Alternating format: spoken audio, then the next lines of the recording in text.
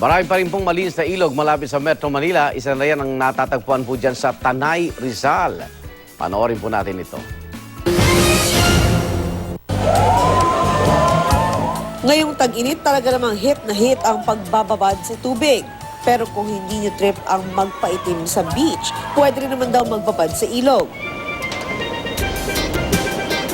Tamang-tama dahil malapit lang sa Manila ang tinuturing na pinakamalinis na ilog sa Region 4, ang Tinipak River na matatagpuan sa Barangay Daraitan sa Tanay, Rizal. Kailangan mag-trek para marating ito. Sa unang 15 minuto ng lakaran, mabato ang dadaanan. Hindi lang ang tatapakan, kundi ang mismong kapaligiran.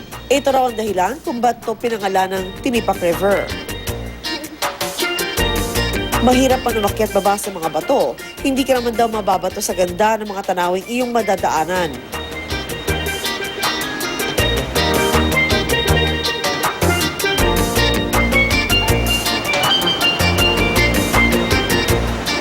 Sakaling makaramdam ng pagkauhaw, pwede naman daw sumalok ng tubig na maiinom mula sa bukal na ito.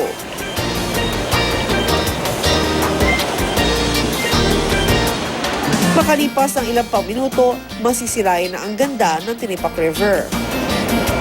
Tsak hindi nyo raw matatanggihang lumusong dahil talaga namang kahali-halina ang malinaw na tubig nito. Pero hindi lang daw ang mismong ilog ang maipagmamalaki ng mga taga-Daraitan. Dahil maski ang mga malalaking bato sa kanilang lugar, exciting na adventure din ang hatid. Dito, maaari daw subukan ng extreme sport na rappelling. Yun nga lang, dapat magdala ng kanya-kanyang gamit. Kaya naman hiningi namin ang tulong ng Tanay Mountaineers.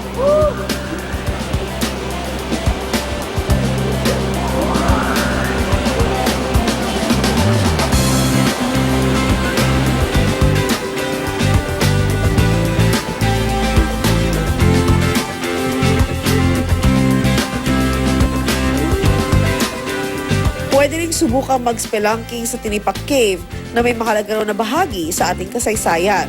Noong taong 1941, ito po yung naging headquarters ng mga hapon po. Kasi po yun po yung nalaman ng aming mga ninunod.